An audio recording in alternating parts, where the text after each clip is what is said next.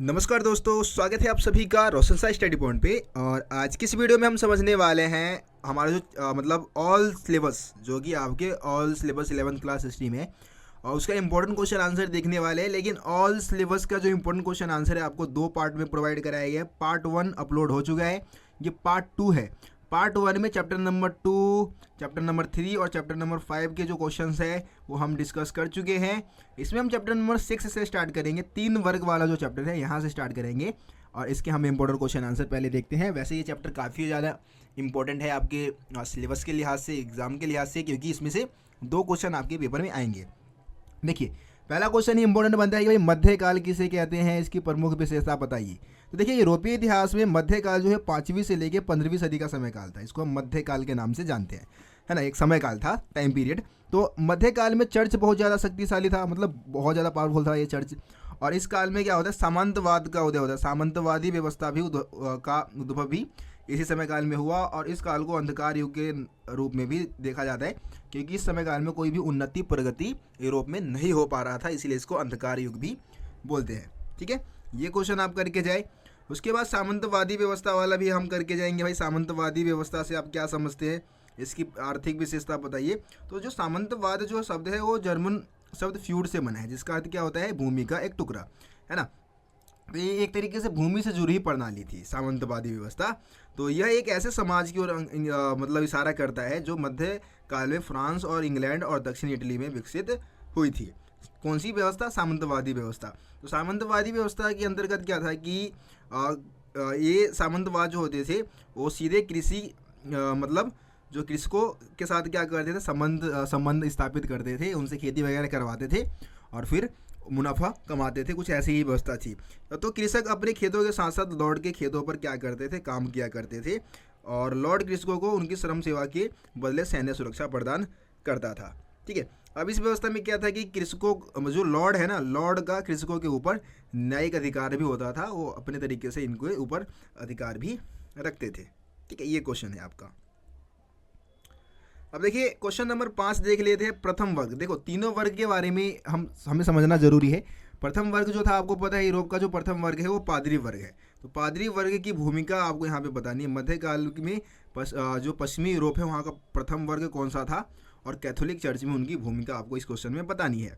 ठीक है, तो मध्यकाल का जो प्रथम वर्ग था पादरी वर्ग था। इसमें पोप, बिशप और पादरी तीनों ही आ जाते थे। ये चीज़ आपको याद रखनी है। अब कैथोलिक चर्च में इनकी भूमिका जो थी वो महत्वपूर्ण भूमिका थी, महत्वपूर्ण स्थान इनको प्राप्त था। पोप जो होते थे वो पश्चिमी चर्च के अध्यक्ष होते थे, मतलब ये चर्च के अध्यक्ष होते थे।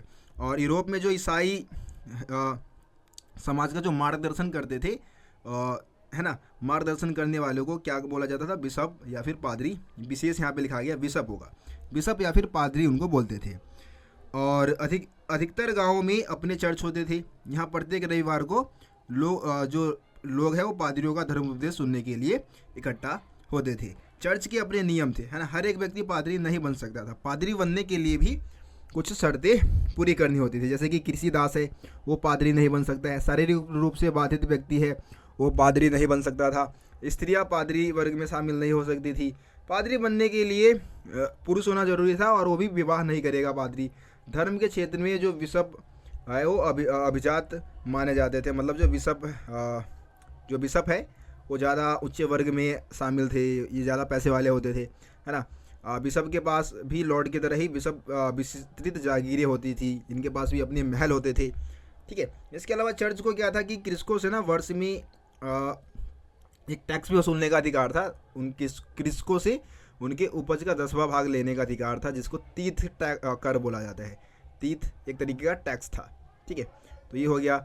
धनी लोगों द्वारा जो भी कल्याण हेतु या फिर मरण उपरांत अपने रिश्तेदारों के कल्याण के लिए दिए जाने वाला दान भी चर्च की आय का स्रोत है। यानी कि लोग भी क्या करते थे, चर्च को दान दिया करते थे, वह भी इनकी इनकम का एक महत्वपूर्ण स्रोत माना जाता है। ठीक है, उसके बाद अभिजात वर्ग की विशेषता। भाई, ये भी इंपॉर्टेंट क्वेश्चन बनता है। अभिजात वर्ग की विशेषता में हम बता सकते हैं कि भाई ये दूसरा वर्ग था यूरोपीय समाज का, है ना, लेकिन इनकी जो सामाजिक प्रक्रिया में भूमिका थी वो ज़्यादा महत्वपूर्ण थी। और इसका सबसे मेन कारण था भूमि पर उनका नियंत्रण। ये ज़मीन के मालिक होते थे अभिजात वर्ग, है ना। इसमें भूस्वामी जो लोग हैं, अभिजात जो है, वो सब आते थे और ये किसके अधीन रहते थे, राजा के अधीन। और जो कृषक है वो भूस्वामी के अधीन, यानी कि लॉर्ड के अधीन। इनको हम लॉर्ड भी बोल सकते हैं, भूस्वामी भी आप बोल सकते हैं, एक ही बात है। तो अभिजात वर्ग की एक विशेष स्थान प्राप्त था पूरे समाज में, क्योंकि उनके पास बहुत विस्तृत संपदाएं होती थी। वे अपनी सैन्य क्षमता बढ़ा सकते थे, ठीक है। वे अपनी स्वयं के न्यायालय भी लगा सकते थे, न्यायिक प्रक्रिया में भी इनकी विशेष भूमिका होती थी।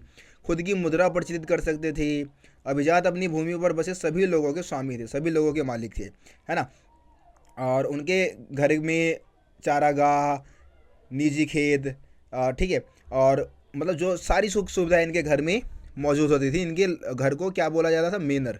इनके घर को क्या बोला जाता था? मेनर बोला जाता था। और उनकी व्यक्तिगत भूमि कृषकों द्वारा जोती जाती थी। इन कृषकों को अपने खेतों पर काम करने के साथ साथ आवश्यक पड़ने पर युद्ध के समय पैदल सैनिक के रूप में भी काम लिया जाता था, ठीक है। ये आपका है दूसरा वर्ग। तो प्रथम वर्ग और जो दूसरा वर्ग है इंपॉर्टेंट है, बाकी तीसरे वर्ग के बारे में रहने देता, उतना ज़्यादा इंपॉर्टेंट नहीं है, लेकिन फिर भी आप इस क्वेश्चन को देख के जाना। तीनों में से एक वर्ग के बारे में आपके एग्जाम में क्वेश्चन आ सकता है। अब सारे क्वेश्चन कराने लगे तो भाई वही है कि फिर मतलब ही क्या बन जाता है ना। सारे क्वेश्चन फिर बता ही रहा हूँ तो फिर ज़्यादा क्वेश्चन की संख्या हो जाएगी। देखिए, मेनर की जागीर के बारे में कर लेते हैं। मेनर की जागीर की प्रमुख विशेषता क्या होती है? मेनर की जागीर है क्या? तो जो लॉर्ड होता था मध्यकाल में, लॉर्ड, उसका जो भवन है उसको हम क्या बोलते हैं? मेनर। उसके घर को हम मेनर बोलते थे। और इसमें बहुत सारे गांव होते थे, है ना।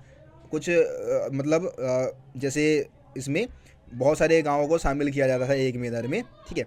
और देखिए यहाँ पे क्या था कि जो किसान है, मतलब किसान बोल रहा हूँ, किसी छोटे मेनर में दर्जन भर परिवार रह सकते थे, और कोई बहुत बड़ा मेनर है तो उसमें 50 से 60 परिवार हो सकते थे। ये बात आप याद रखिए, छोटे मेनर में दर्जन भर परिवार, बड़े मेनर में लगभग 50 से 60 परिवार हो सकते थे। अब देखिए, मेनर की प्रमुख विशेषता यहाँ पे बहुत अच्छे से बता रखा है कि दैनिक उपयोग की हर वस्तु मेनर में उपलब्ध होती थी। अनाज खेतों में उगाई जाती थी। लोहार और बढ़ई क्या करते थे? औजार की देखभाल करते थे, मरम्मत करते थे। राजमिस्त्री उनकी इमारतों की देखभाल किया करते थे। औरतें जो है वो सूत काटने और बुनने का काम करती थी। बच्चे लॉर्ड के मदिरा संपीड़क में काम करती थी। मदिरा संपीड़क यानी कि जहाँ पे शराब वगैरह बनता है वहाँ पे काम करती थी, मतलब करते थे बच्चे। जागीर में विस्तृत अरण्य भूमि होती थी, यानी कि जंगल वगैरह होते थे, वन होते थे, जहाँ पे लॉर्ड जाके शिकार करते थे। मेनर पर चारागाह भी होते थे, है ना। मेनर में क्या है? चारागाह होता था जहाँ पे पशु चारा करते थे। मेनर में एक चर्च भी होता था, और सुरक्षा के लिए दुर्ग बनाया गया था, किला बनाया गया था, ताकि मेनर बिल्कुल सुरक्षित रहे। ये क्वेश्चन भी इंपॉर्टेंट है भाई। नाइट वर्ग के बारे में भी आप करके जाए। नाइट वर्ग की विशेषता क्या है? तो भाई देखो, 9वीं सदी से क्या होते थे? युद्ध होते रहते थे।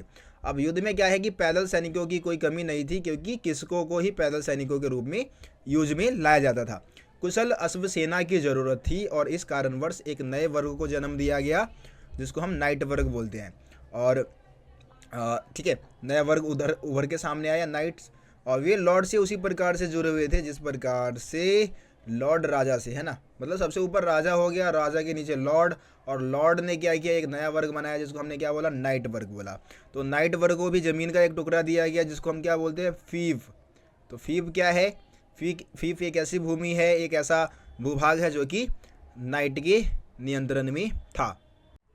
देखिए, फीफ जो है, फीफ को उत्तराधिकारी के रूप में पाया जा सकता था।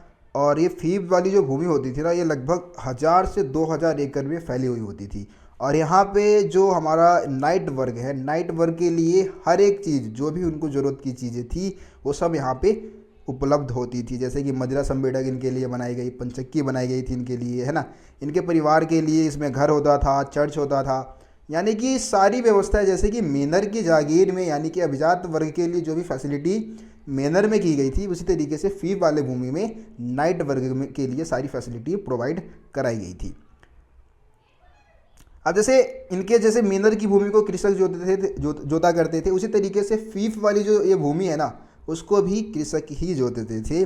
और बदले में नाइट जो है वो लॉर्ड को क्या करता था? एक निश्चित रकम भी देता था, और युद्ध में उसके तरफ से लड़ने का वचन भी देता था। मतलब कि पूरी तरीके से नाइट वर्ग जो है वो अपने लॉर्ड के प्रति, मतलब जो नाइट है वो अपने लॉर्ड के प्रति समर्पित रहता था, उनके लिए मर मिटने को तैयार रहता था। अब ये पूरे दिन भाई जो फीफ वाली जो ज़मीन है उसमें नाइट वर्ग क्या करते थे? घेराबंदी और पुतलों के साथ रण कौशल बढ़ाने की कोशिश करते थे, तीरंदाजी किया करते थे, ताकि अपने युद्ध अभ्यास को बेहतर मतलब युद्ध की जो उनकी तकनीक है उसको बेहतर कर सके। तो इस तरीके से आप नाइट वर्क के बारे में चीज़ें समझा पाएंगे। अब देखिए अगला क्वेश्चन मैं मठों के बारे में बता देता हूँ। मठ और भिक्षुओं के बारे में भी क्वेश्चन आ जाता है।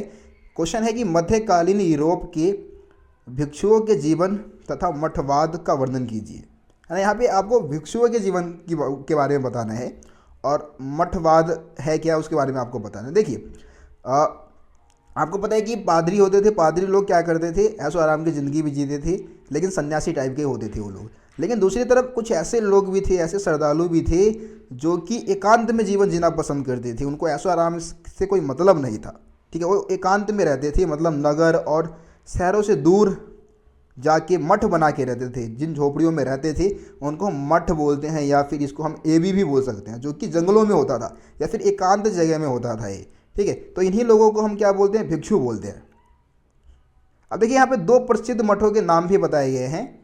एक तो 529 में इटली में बनाया गया था जिसका नाम था सेंट बेनेडिक्ट, ठीक है। क्या नाम बोला मैंने, सेंट बेनेडिक्ट, जो कि इटली में बनाया गया था 529 में। ये 1 नंबर में भी आ सकता है एमसीक्यू में भी, तो इसको याद रखिए। दूसरा जो मठ बनाया गया था वो 910 में बरगंडी में बनाया गया था जिसका नाम था क्लूनी। क्या नाम बोला मैंने, क्लूनी, ये मठ का नाम है। तो ये 2 मठ के नाम आप याद रखिए। अब देखिए भिक्षु जो है, जो भिक्षु लोग होते थे सारा जीवन इसमें रहते थे और अपना समय प्रार्थना करने में, कृषि करने में, शारीरिक श्रम करने में, व्रत करने में बिता देते थे, ठीक है। भिक्षुओं का जो जीवन है वो पुरुष और स्त्री दोनों ही अपना सकते थे। जो पुरुष जो भिक्षु होते थे उनको मोंक कहा जाता था और स्त्री भिक्षु को नन कहा जाता था। तो ये भी याद रखिए, स्त्रियों को क्या बोलते थे, नन, और जो पुरुष भिक्षु होता था उसको मोंक बोला जाता था, ठीक है। मंक भी आप बोल सकते हैं। अब पुरुष और महिलाओं के लिए अलग अलग एबी बने हुए थे, मतलब जो अलग अलग मठ होते थे, एक ही मठ में महिला पुरुष नहीं रहते थे, उनके लिए अलग अलग मठ बनाए गए थे। और दूसरी तरफ पादरियों की तरह ये भिक्षु भी क्या कर सकते थे, विवाह नहीं कर सकते थे, मतलब विवाह करने का अधिकार इनको भी नहीं था, ठीक है। तो ये सारी पॉइंट्स आप इसमें लिखेंगे। अगला क्वेश्चन, भाई इस चैप्टर से ज़्यादा क्वेश्चन बता रहा हूँ क्योंकि वास्तव में यहाँ से आपके इस चैप्टर से 2 क्वेश्चन आ सकते हैं, ठीक है। एक आपके लॉन्ग जो कि 8 मार्क्स में भी क्वेश्चन आ सकता है इस चैप्टर से, और एक आपका 3 मार्क्स में भी आएगा, ठीक है। तो 3 मतलब 2 क्वेश्चन तो आएगा ही भाई। तो इसलिए मैं इस चैप्टर से आप लोगों को ज़्यादा क्वेश्चंस बता रहा हूँ। देखिए हमारा जो अगला क्वेश्चन है वो 11वीं शताब्दी के बारे में है। 11वीं सदी में यूरोप में होने वाले नए प्रौद्योगिकी परिवर्तनों का विवेचना कीजिए, इसके क्या परिणाम निकले। मतलब कि 11वीं सदी में क्या हुआ, यूरोप में प्रौद्योगिकी के क्षेत्र में काफ़ी ज़्यादा उन्नति, प्रगति हुआ, परिवर्तन हुआ, उसके बारे में समझाना है और इसके क्या परिणाम निकले वो भी आपको समझाना है। अब देखिए 11वीं सदी में क्या हुआ ना, कृषि के क्षेत्र में बहुत सारे परिवर्तन देखने को मिलता है, विशेषकर कृषि की ही हम यहाँ पे बात करेंगे। तो सबसे पहले क्या हुआ कि भाई लकड़ी के हल के जगह पे लोहे के हलों का इस्तेमाल होने लग गया था, ठीक है। अब ये लोहे के हल जो है वो ज़्यादा गहराई से खेतों को जोत सकते थे, ठीक है। इसके अलावा सांचेदार पटरों का भी इस्तेमाल होने लग गया। सांचेदार पटरे किस लिए इस्तेमाल में लाए जाते थे, तो ये भूमि को समतल बनाने के लिए। जब खेतों को हलों के माध्यम से जोता जाता था ना, तो उसमें क्या था कि ज़मीन मतलब एक बराबर नहीं होता था, तो इसीलिए सांचेदार पटरों का इस्तेमाल ज़मीन को एक बराबर करने के लिए किया जाता था। इससे भी क्या है, खेती करने में आसानी होती थी। देखो जुओं के प्रयोग में परिवर्तन देखने को मिलता है। अब जुए को ना पशु के गले के स्थान पे कंधे पे डाला जाने लग गया था। जुआ जो होता है वो हल में पशु के मतलब कंधे के ऊपर डाला जाता है, जिसके माध्यम से हल को खींचा जाता है। तो अब क्या था कि जुओं को कंधे पे लगाया जाने लग गया, जिस वजह से जो पशु होते थे, जो जानवर होते थे, मतलब बैल जो है वो ज़्यादा क्षमता से हलों को खींच सकते थे। इसके अलावा जो घोड़े के जो खुर है उस पर नाल लगाए जाने लगी, लोहे के नाल, जिससे कि उनके खुर सुरक्षित हो गए, तो ये भी अच्छे से काम कर सकते थे। जल शक्ति का, पवन शक्ति का इस्तेमाल किया जाने लग गया खेती करने के लिए, ठीक है। इसके अलावा भूमि के प्रयोग में परिवर्तन आया। भूमि के प्रयोग में क्या परिवर्तन देखने को मिलता है कि अब ना खेतों को किसान 3 भागों में बांट के खेती करने लग गए थे। पहले क्या था, 11वीं सदी से पहले खेतों को 2 भागों में बांट के करते थे खेती। मतलब एक खेत है उसको क्या किया उन्होंने 2 भागों में बांट दिया। एक सीजन में एक खेत पे खेती करते थे, दूसरे को परती छोड़ देते थे। अब अगले सीजन में दूसरे पे खेती करेंगे और पहले वाले को परती छोड़ देंगे। लेकिन अब इसी खेत को उन्होंने क्या किया, 3 पार्ट्स में बांट दिया, ठीक है। अब इससे क्या था कि मतलब 2 खेत पे खेती हो जाती थी और एक को परती छोड़ते थे। फिर अगले सीजन में 2 पे खेती करते थे और एक को परती छोड़ देते थे। तो इस कारण ये था कि ज़्यादा भूमि पे खेती हो जाता था और ज़मीन की उपजाऊ क्षमता भी बनी रहती थी, ठीक है। तो इस तरीके से पॉइंट्स आप समझा सकते हैं। परिणाम क्या रहे भाई, ये खेती के नए तौर तरीके विकसित हुए, इसके परिणाम क्या निकले। तो इससे क्या हुआ कि भाई जो उत्पादन है वो तेज़ी से होने लग गई, उत्पादकता में वृद्धि हुई। और इसके अलावा आहार में, लोगों के आहार में मटर और सेम जैसे जो फसलें हैं वो भी ज़्यादा मिलने लग गई। इससे कि प्रोटीन की मात्रा भी बढ़ी, मतलब लोगों को ज़्यादा प्रोटीन मिलने लग गया और वो ज़्यादा हेल्दी और स्वस्थ भी होने लगे, है ना। पशुओं के लिए चारे की व्यवस्था में वृद्धि हो गई, पशुओं को आसानी से चारा मिलने लग गया, भोजन की उपलब्धता भी दोगुनी हो गई, ठीक है। इसके अलावा 13वीं शताब्दी तक कृषि के खेत का औसतन आकार 100 एकड़ से घटकर 20 से 30 एकड़ रह गया था। इन छोटी जोतों पर अधिक कुशलता से कृषि की जा सकती थी और उसमें कम श्रम की भी आवश्यकता होती थी, तो ये भी किसानों को फ़ायदा हुआ। तो ये पॉइंट्स आप इसमें बता दें, ठीक है। इसके अलावा एक और क्वेश्चन हम इस चैप्टर से कर लेते हैं, आखिरी क्वेश्चन रहेगा, ठीक है। तो इसमें है 14वीं सदी के संकट के बारे में आपको बताना है। 14वीं सदी का संकट क्या था और इसके लिए कौन कौन से कारण उत्तरदायी थे और इसके क्या परिणाम निकले थे। तो 14वीं सदी का संकट यूरोप में आया था। एक तीसरी सदी का संकट है जो कि आपके तीसरे चैप्टर में है, तीन महाद्वीपों वाला जो साम्राज्य वाला जो आपका चैप्टर है, रोमन साम्राज्य, उसमें आपका तीसरी सदी का संकट का वर्णन किया गया है। लेकिन ये 14वीं सदी का संकट है और बच्चे यहाँ पे कंफ्यूज हो जाते हैं और इसमें भी तीसरी सदी के संकट का आंसर ही डाल देते हैं, जो कि गलत आंसर हो जाएगा आपका। तो ये चीज़ ना करिए आप, ये गलती करेंगे नंबर कट जाएगा।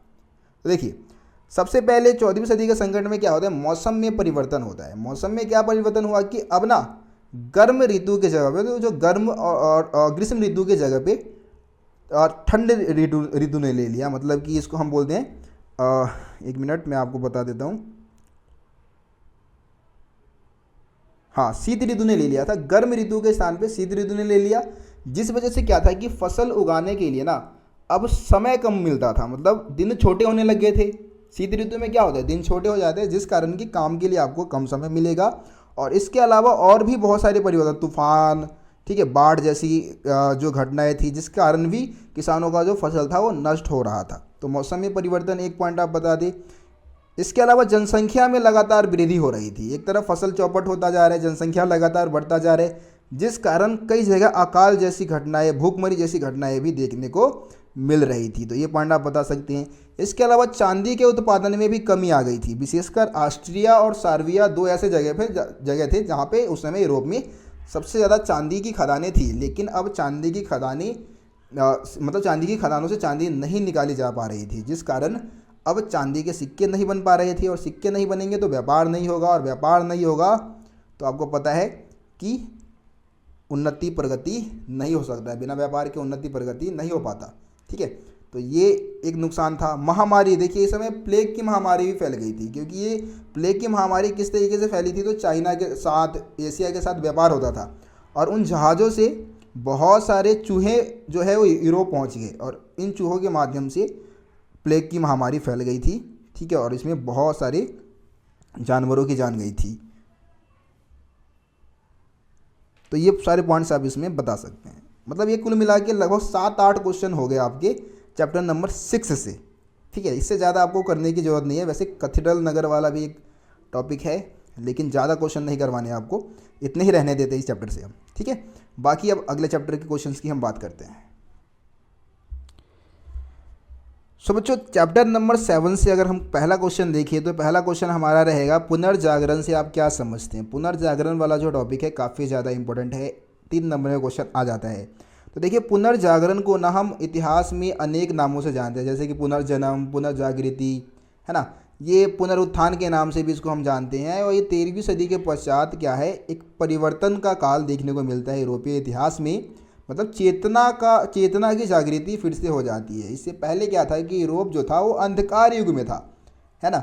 मतलब वहाँ पे उन्नति प्रगति, कोई भी वैज्ञानिक खोजें नहीं हो पा रही थी, लेकिन अब होने लग गई थी। तो ये आपका है। इसके अलावा पुनर्जागरण को अंग्रेजी में हम रिनेसा बोलते हैं, ठीक है। और ये जो शब्द है मूलतः फ्रांसीसी भाषा का शब्द है, जिसका अर्थ क्या होता है, फिर से जागना, ठीक है। अब इसके समय काल की बात जो है, थोड़ा सा अलग अलग समय काल इसका माना जाता है, लेकिन मेन जो इसका आप समय काल बताएंगे वो 14वीं से लेकर 16वीं सदी बताएंगे, जो कि पुनर्जागरण का समय काल माना जाता है। और वास्तव में जो आधुनिक यूरोप का जो आरंभ हुआ, मतलब आधुनिक यूरोप की जो शुरुआत है वो पुनर्जागरण काल से ही मानी जाती है। इस समय में क्या हुआ, बहुत सारी उन्नति प्रगति देखने को मिलता है, खासकर विज्ञान के क्षेत्र में बहुत सारे परिवर्तन होने लग गए थे। चर्च का जो वर्चस्व था समाज में, उसके खिलाफ बहुत सारे लोगों ने आवाज़ भी उठाना स्टार्ट कर दिया था। ठीक है, अब अगला क्वेश्चन देखते हैं भाई, यूरोप में पुनर्जागरण उदय होने के क्या कारण थे। तो यूरोप में पुनर्जागरण उदय होने के कई कारण माने जाते हैं, जैसे कि सबसे पहला धर्म युद्ध। ठीक है, धर्म युद्ध जो था वो आपको पता है ईसाइयों के बीच में और मुसलमानों के बीच में हुआ था, लेकिन धर्म युद्ध के बाद दोनों को ही ये एहसास होने लग गया, या खासकर जो यूरोप के जो ईसाई लोग थे उनको एहसास हो गया कि भाई धर्म के नाम पे ना युद्ध करने से कुछ उनको मुनाफा होने वाला नहीं है और अपने देश के विकास पे ध्यान देना चाहिए, और इसने पुनर्जागरण को बढ़ावा दिया। इसके अलावा धर्म सुधार आंदोलन चला, इसने भी पुनर्जागृति लाई, लोगों के मन में चेतना लाई, क्योंकि धर्म में जो कमियां थी उसका विरोध करने लग गए थे बहुत सारे लोग, विशेषकर मार्टिन लूथर का नाम आप लोग सुने होंगे, उन्होंने धर्म सुधार आंदोलन की शुरुआत की थी। इसके अलावा भौगोलिक खोजें, बहुत सारे भौगोलिक खोजें भी होती है यूरोप में, जैसे कि आपका टेलीस्कोप है ना, टेलीस्कोप की खोज की गई थी, गैलीलियो द्वारा दूरबीन की खोज की गई, जिससे कि सौर मंडल की सारी चीज़ों को हम देख सकते थे, है ना। पहले चर्च में क्या, मतलब चर्च की धारणा थी, पादरियों की धारणा थी कि इंसान जो है पापी है और उनके पाप के दबाव के कारण पृथ्वी भ्रमण नहीं करती है, बल्कि सूर्य इसके चारों तरफ घूमती है। लेकिन ये गलत था, ये दूरबीन के माध्यम से इसको गलत सिद्ध कर दिया गया था। ठीक है, छापे खाने का आविष्कार हुआ, इसने भी क्या किया, पुनर्जागरण को जन्म दिया। छापे खाने से क्या था कि शिक्षा, अब पुनर्जागृति लाने के लिए, लोगों के अंदर चेतना लाने के लिए शिक्षा का प्रचार करना ज़्यादा जरूरी था, और छापे खाने के आविष्कार से क्या था कि शिक्षा का प्रचार तेज गति से हो सकता था, बहुत तेज गति से किसी विचार को पूरे यूरोप में फैलाया जा सकता था। तो ये पॉइंट आप बता दें। देखिए, पांचवा पॉइंट है कुस्तुतुनिया पर अधिकार। ये अधिकार जो हुआ, तुर्कों का अधिकार हुआ था 1453 में। अब इससे तुर्कों के अधिकार होने से क्या था कि जो ये लोग थे उन्होंने क्या किया, वहाँ के जो यूनानी ईसाई थे उनके ऊपर बहुत सारे अत्याचार करने शुरू किए। तो इस कारण यूनानी ईसाई जो थे वो भाग के यूरोप के अलग अलग जगह पे जाके शरण ले लिया, उन्होंने जाके वहाँ छुप गए। ठीक है, और फिर उन्होंने क्या किया, इन विद्वानों ने वहाँ पे यूरोप में अपने ज्ञान का प्रचार किया और पुनर्जागृति लाने में योगदान दिया। तो ये भी एक कारण माना जाता है यूरोप में पुनर्जागरण आने का। तो ये सारे पॉइंट्स आप इसमें बताएंगे। अगला क्वेश्चन हम देख लेते हैं मानवतावाद के बारे में। मानवतावाद के बारे में संक्षिप्त टिप्पणी आपको लिखनी है। मानवतावाद होता क्या है, तो देखिए, पुनर्जागरण काल की सबसे प्रमुख विशेषता मानवतावादी थी। मानवतावादी विचारधारा का उद्भव इस समय काल में देखने को मिलता है। मानवतावाद का सिंपल अर्थ है मनुष्य में रुचि लेना और उसका आदर करना, है ना। मानवतावाद मनुष्य की समस्याओं का अध्ययन करता है, मानव जीवन के महत्व को स्वीकार करता है तथा उसके जीवन को सुधारने एवं समृद्ध बनाने का प्रयास भी करता है। देखिए, पुनर्जागरण में क्या है कि परलोक की अपेक्षा ना इहलोक की बात की जाती है। परलोक वगैरह को नहीं मानी गई पुनर्जागरण काल में, और हमने जिस लोक में हम रहते हैं हमने उसी को महत्व देना शुरू कर दिया, और यही मानवतावादी विचारधारा थी। अब पादरी लोग यार जो चर्च थे वो तो बेवकूफ़ बनाते थे, वो कहते थे कि भाई परलोक मतलब आप अपने पापों से मुक्ति पालेंगे तभी आपको परलोक की प्राप्ति होगी, मतलब परलोक में जाएंगे, वो जो आप लोगों ने अवधारणा पढ़ी होगी, स्वर्ग वगैरह की बात की जाती है, तो ऐसी अवधारणाएं थी। लेकिन यहाँ पे मानवतावादी विचारधारा के अंतर्गत हमने यही लोक की बात की कि भाई जो हम अच्छे कर्म करते हैं उसका फल हमारे को इसी लोक में मिलता है, ऐसा कुछ आप समझ सकते हैं। ठीक है, तो ये मानवतावाद के बारे में पॉइंट्स आप इतने लिख दे, काफ़ी है।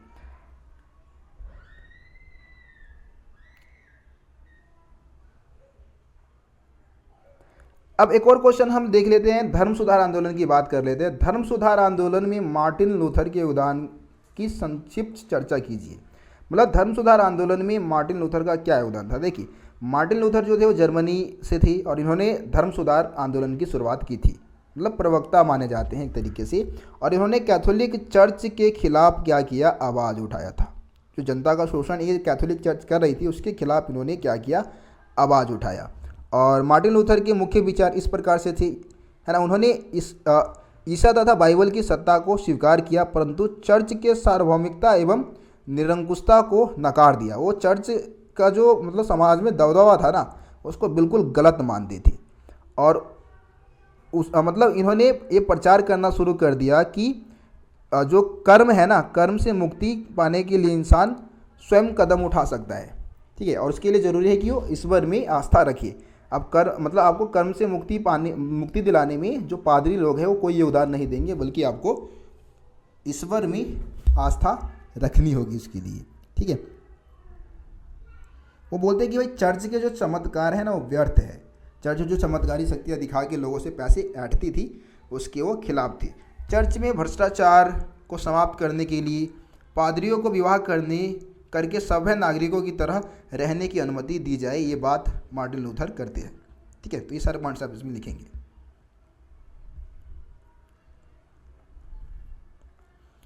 इसके अलावा एक और क्वेश्चन है, इस क्वेश्चन को 3 तरीके से पूछा जाता है और इम्पोर्टेंट क्वेश्चन है, काफ़ी ज़्यादा इंपॉर्टेंट है कि धर्म सुधार ने 15वीं शताब्दी तथा 16वीं शताब्दी में रोमन कैथोलिक चर्च और पादरियों के किन रीति रिवाजों और प्रथाओं के विरुद्ध आपत्ति की। यानी कि जो धर्म सुधार आंदोलन हुआ था ना, वो धर्म सुधार आंदोलन पादरियों के किन रीति रिवाजों के खिलाफ था, आपको वो बताना है। अथवा में इसी क्वेश्चन को दूसरे तरीके से भी पूछ सकते हैं कि धर्म सुधार आंदोलन क्या था, इसके प्रमुख कारण लिखिए। तो कारण आपको बताना है इसमें धर्म सुधार आंदोलन के। उसके बाद अगला क्वेश्चन है मार्टिन लूथर कौन था और उसने पोप के विरुद्ध विद्रोह क्यों किया। तो वो भी सेम ही तीनों क्वेश्चन में हमारे को सेम आंसर लिखने हैं। अब देखिए आंसर की शुरुआत हम कैसे करेंगे। सबसे पहले हम धर्म सुधार आंदोलन बताएंगे। हम बताएंगे कि धर्म सुधार आंदोलन वह आंदोलन था जिसके परिणाम स्वरूप ईसाई धर्म में क्या हुआ, प्रोटेस्टेंट शाखा का उदय हुआ। एक ईसाई धर्म में एक नई शाखा ईसाइयों की उत्पन्न हुई जिसको हम प्रोटेस्टेंट शाखा बोलते हैं। और इसके जन्मदाता कौन थे, मार्टिन लूथर थे, ठीक है। तो प्रोटेस्टेंट शाखा का जो उद्भव किया गया वो किसके द्वारा, मार्टिन लूथर के द्वारा।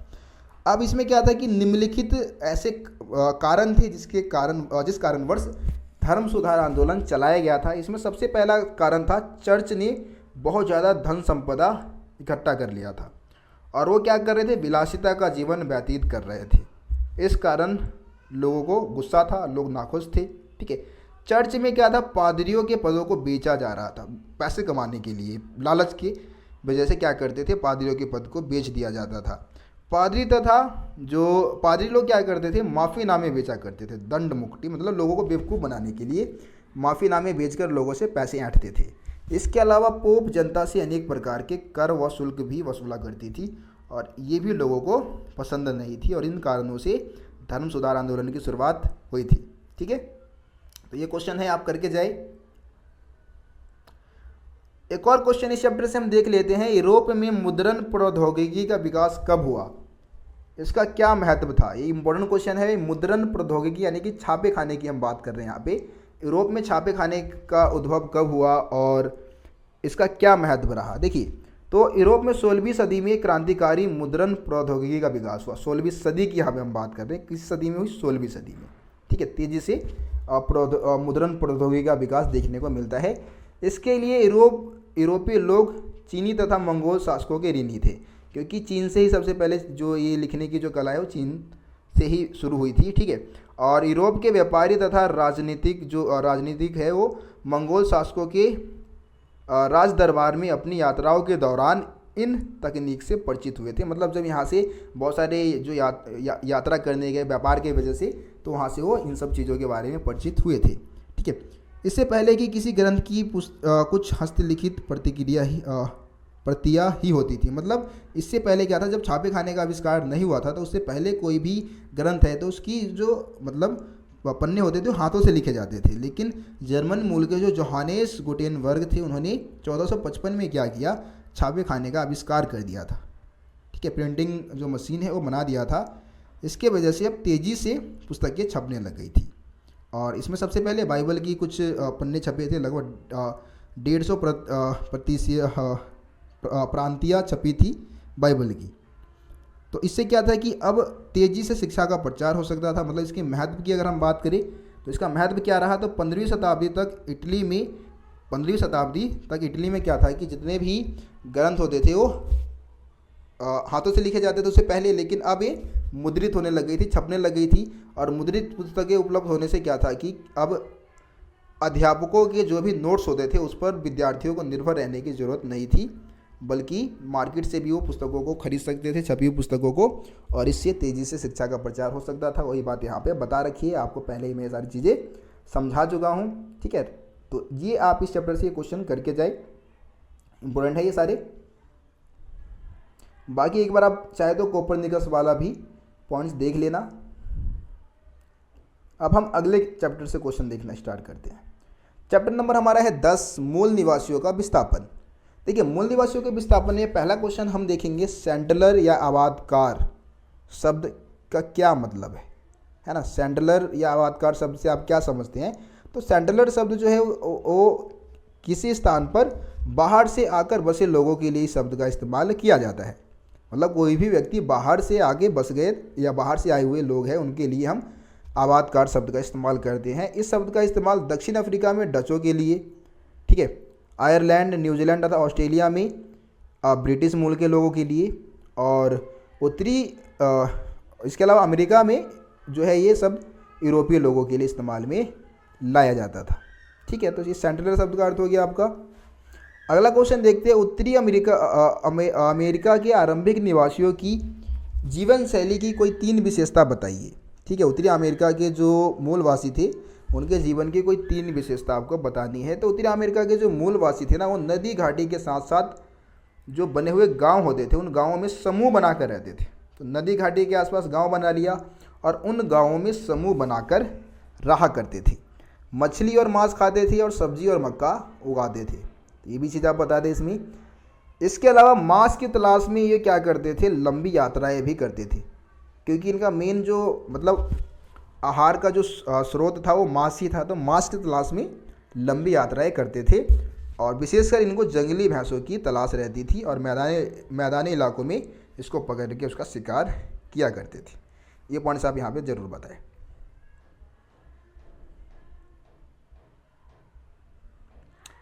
अगला क्वेश्चन है जो कि इस चैप्टर से इंपॉर्टेंट बनता है, वो है उत्तरी अमेरिका के मूल निवासी यूरोपीय लोगों के व्यवहार को देखकर दुखी क्यों थे। मतलब जब यूरोपीय लोग उत्तरी अमेरिका गए तो वहाँ पे यूरोपीय लोगों ने उनके साथ जो व्यवहार किया उसको देखकर वहाँ के मूलवासी दुखी क्यों थे। देखिए, उत्तरी अमेरिका के जो मूल निवासी थे यूरोपीय लोगों के साथ जिन चीज़ों का आदान प्रदान करते थे ना, उसको दोस्ती का उपहार समझते थे। वो दोस्त समझ के, मित्र समझ के उनको मतलब कोई भी चीज़ दिया करते थे। दूसरी तरफ अमीरी का सपना लेकर आए थे ये यूरोप के लोग, और ये मछली, रोएदार खाल, जो भी लकड़ी वगैरह उनको मिल रहा है उसको माल समझते थे, माल जिसको बेच के वो क्या कर सकते थे, मुनाफा कमा सकते थे। तो इस वजह से क्या था कि इसके अलावा जो हमारे अमेरिका के, उत्तरी अमेरिका के जो मूलवासी थे ना, उनको यूरोपीय बाज़ार का बिल्कुल भी ज्ञान नहीं था। उनको पता नहीं था कि इन चीज़ों को बेच के जो यूरोप के लोग हैं वो काफ़ी ज़्यादा मुनाफा कमा रहे हैं। दूसरी तरफ इन्होंने क्या किया था, अपने लालच की वजह से, मतलब जो यूरोपीय लोगों का जो ये व्यवहार था, यूरोपीय लोग व्यापार के माध्यम से अपना मुनाफा कमाने की वजह से जो भी इनके साथ व्यवहार करते थे वो उससे भी नाखुश थे, क्योंकि वो लालच देख, मतलब बस अपना लालच ही दिखाते थे उनके सामने, अपना लालच ही प्रकट करते थे। तो इससे भी वो दुखी थे। दूसरी तरफ एक और पॉइंट आप सबसे मेन पॉइंट बता दें कि भाई ये जंगली भैंसों का बहुत ज़्यादा संख्या में शिकार किए थे। जो यूरोप के लोग थे बहुत ज़्यादा मात्रा में जंगली भैंसों को मार दिया, और इस कारण मूलवासी डरे हुए थे। उनको पता था कि ये जानवर जो है ना, उनसे इस विध्वंस का बदला जरूर लेंगे। तो इन सभी कारणों से जो मूलवासी थे उत्तरी अमेरिका के, वो यूरोपीय लोगों के व्यवहार को देखकर दुखी थे।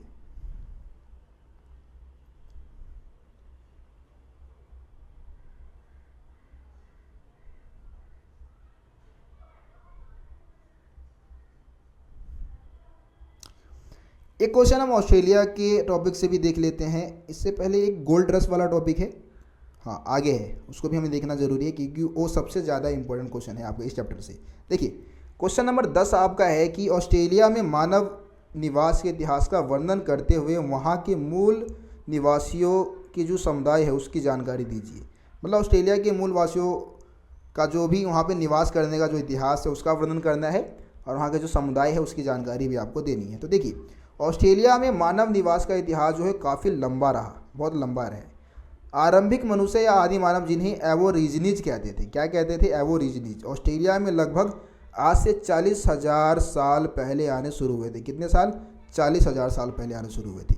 वे न्यू गिनी से आए थे। न्यू गिनी एक मतलब टापू, मतलब भूसेतु, था, ठीक है, भूत सेतु से जुड़ा हुआ था, तो वहाँ से न्यू गिनी से आए थे ये सारे, है ना। इसके विपरीत मूल निवासियों की अपनी परंपराओं के अनुसार ये ऑस्ट्रेलिया में बाहर से नहीं आए बल्कि आरंभ से वहीं के हैं। मतलब जो ऑस्ट्रेलिया के जो मूलवासी है वो अपने आप को ऑस्ट्रेलिया के ही निवासी मानते हैं, वो अपने आप को बाहरी नहीं मानते, ठीक है। मूलवासियों के समुदाय 18वीं सदी के आरंभिक चरणों में ऑस्ट्रेलिया में मूलवासियों के लगभग 350 से 750 समुदाय रहते थे। लगभग 18वीं सदी की हम बात कर रहे हैं, तो इतने समुदाय वहाँ पे निवास करते थे। अब देखिए, इन प्रत्येक समुदाय की अपनी खुद की भाषा होती थी। इसके अलावा देसी लोगों का एक अन्य विशाल समूह उत्तरी भाग में रहता था। 2005 में ऑस्ट्रेलिया के कुल जनसंख्या का लगभग 2.4% भाग थे। इन्हें टारस स्ट्रेट टापुवासी कहते हैं, ठीक है, जो उत्तरी क्षेत्र में रहते थे। इसके लिए एबोरिजिनी शब्द प्रयोग में नहीं लाया जाता है। तो यहाँ के मूल निवासियों के कुछ समुदाय की बात हमने कर ली है। ये क्वेश्चन भी इंपॉर्टेंट है, वैसे आप करके जरूर जाए। लेकिन इस चैप्टर का जो सबसे मोस्ट इंपॉर्टेंट क्वेश्चन है वो है गोल्ड रश, ठीक है। आप अगर क्वेश्चन पेपर 3-4 साल के भी क्वेश्चन पेपर उठा के देखेंगे ना, तो सभी क्वेश्चन पेपर में आपको ना गोल्ड रश का टॉपिक जरूर नजर आएगा। तो आप खुद समझ जाइए कि भाई कितना ज़्यादा इंपॉर्टेंट है ये। अब देखिए, गोल्ड रश क्या है और इसने संयुक्त राज्य अमेरिका के विकास में क्या योगदान दिया है, ऐसे क्वेश्चन आता है। तो देखिए, 1840 में क्या होता है, संयुक्त राज्य अमेरिका में एक जगह है कैलिफोर्निया में सोने के कुछ चिन्ह मिले, है ना, गोल्ड के कुछ चिन्ह मिले। और इस वजह से बहुत सारे यूरोप के जो लोग थे वो तुरंत कैलिफोर्निया भाग के आने लगे थे अमेरिका सपना लेकर। और इसी ने क्या किया, गोल्ड रश को जन्म दिया वहाँ पे। मतलब सोने की प्राप्ति के लिए क्या मच गई, भीड़ मच गई। बहुत सारे लोग वहाँ पे आके अमेरिका सपना लेकर आए थे। तो इससे क्या हुआ, गोल्ड रश का जन्म हुआ। अब इसने संयुक्त राज्य अमेरिका के विकास में काफ़ी योगदान दिया। जैसे कि गोल्ड रश के कारण वहाँ पे रेलवे लाइन का विकास किया गया। हजारों चीनी श्रमिक जो थे उनकी नियुक्ति की गई रेलवे के विस्तार करने, मतलब रेलवे लाइन बिछाने के लिए। रेलवे के साज सामान बनाने के लिए उद्योग धंधे विकसित किए गए, तो उद्योगों का भी विकास हुआ। बड़े पैमाने पे कृषि करने वाले यंत्रों का भी उत्पादन आरंभ हो गया। इससे कृषि में भी बहुत ज़्यादा उन्नति प्रगति हुई, है ना। संयुक्त राज्य अमेरिका और कनाडा में औद्योगिक नगरों का भी विकास गोल्ड रश की वजह से ही हुआ। तो ये आपका गोल्ड रश वाला टॉपिक था।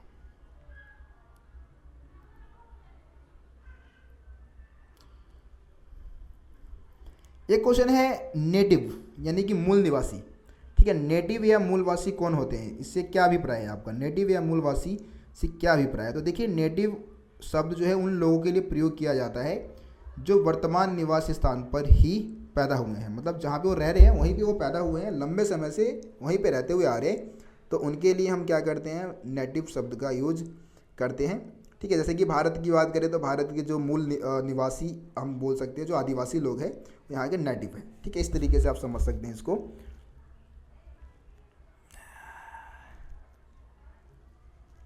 अब हम चैप्टर नंबर 11 के क्वेश्चंस देखते हैं। चैप्टर नंबर 11 है आधुनिकीकरण के रास्ते।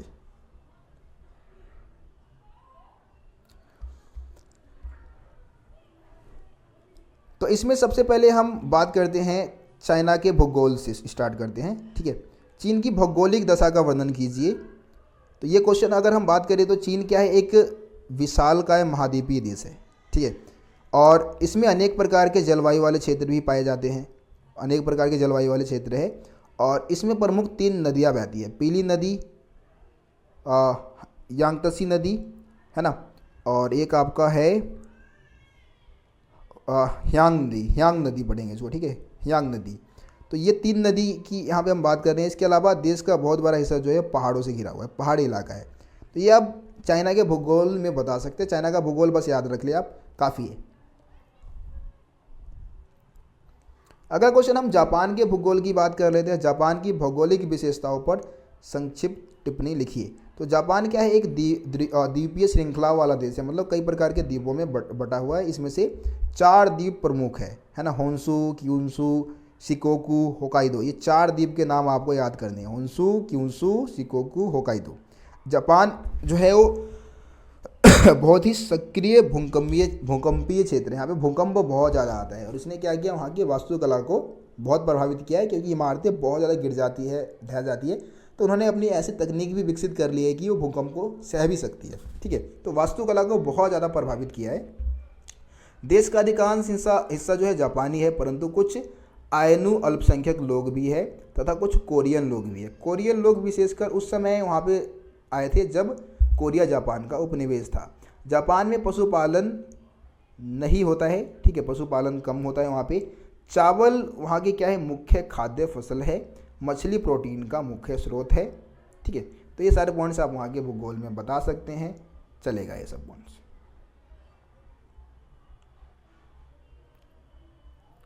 उसके बाद अगला क्वेश्चन है कि 1870 के दशक में जापान में अपनाई गई नई शिक्षा व्यवस्था का वर्णन कीजिए। बहुत ही आसान क्वेश्चन है, इंपॉर्टेंट भी है। ठीक है, 1870 में जापान में नई शिक्षा व्यवस्था लागू की गई थी, जिसके अंतर्गत जापान में नई विद्यालय व्यवस्था को अपनाई गई। इसके अनुसार क्या था कि सभी लड़के और लड़कियां जो थी उनके लिए स्कूल जाना अनिवार्य कर दिया गया। ठीक है, और लगभग 1910 तक ऐसी स्थिति आ गई थी ना कि कोई भी बच्चा ऐसा नहीं था जो कि स्कूल जाने से वंचित रह गया हो, सभी स्कूल जाते थे। स्कूल की जो पढ़ाई की जो फीस थी ना बहुत ही कम थी, और आरंभ में पाठ्यक्रम पश्चिमी नमूनों पर आधारित था, परंतु बाद में क्या किया गया, आधुनिक विचारों पर बल दिया गया। साथ ही साथ राज्य के प्रति निष्ठा, जापानी इतिहास का अध्ययन पर बल दिया गया कि जापान के इतिहास के बारे में बच्चों को पढ़ाया जाए, इतिहास को समझे। ठीक है, इसके अलावा एक पॉइंट आप और लिख सकते हैं कि भाई पढ़ाई में जो है वो जो नया पाठ्यक्रम शामिल किया गया उसमें माता पिता के प्रति आदर, राष्ट्र के प्रति वफादारी, अच्छे नागरिक बनने की प्रेरणा बच्चों को दी जाती थी। ठीक है, तो ये पॉइंट्स आप इसमें लिखिए।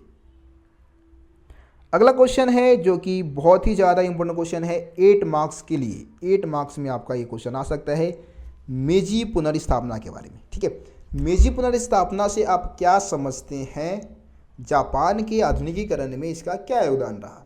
तो देखिए मेजी पुनर्स्थापना जो है ना, तो जापान में क्या हुआ कि शोगुन सत्ता को समाप्त किया गया। ठीक है, शोगुन सत्ता को कब समाप्त किया गया, 1868 में, और उनके जगह पे कुछ नए सलाहकार, कुछ नए अधिकारी उभर के सामने आए, और उन्होंने क्या किया, जापान के सम्राट के नाम पर शासन किया। इसी को हम क्या बोलते हैं, मेजी पुनर्स्थापना बोलते हैं। ठीक है, तो ये हो गया आपका मेजी पुनर्स्थापना। अब देखिए मेजी पुनर्स्थापना के दौरान मतलब मेजी शासन जो चला, मेजी शासन के दौरान जापान के आधुनिकीकरण के लिए बहुत सारे कदम उठाए गए। सबसे पहले कृषि पर कर लगाया गया, मतलब टैक्स जुटाया गया, किसके माध्यम से, कृषि के माध्यम से। ठीक है, इसके अलावा जापान में रेल लाइन बिछाई गई, वस्त्र उद्योग के लिए मशीनों का आयात किया गया, मजदूरों का विदेशी कारीगरों द्वारा प्रशिक्षण, मतलब कि मजदूरों को ट्रेनिंग दी गई विदेशों से कारीगरों को बुलाकर। विद्यार्थियों को पढ़ने के लिए विदेश भी भेजा गया ताकि वहाँ से पढ़कर आए, कुछ सीख कर आए और जापान के विकास में योगदान दिए। ठीक है, आधुनिक बैंकिंग व्यवस्था की स्थापना की गई, बैंकों से पैसे उधार लोगों को आसानी से मिलने लग गए। ठीक है, कंपनियों को छूट दी गई, सब्सिडी प्रोवाइड की गई कंपनियों को, ताकि कंपनी भी आसानी से अपना विकास कर सके। तो ये सारे पॉइंट्स आप यहाँ पे लिख सकते हैं।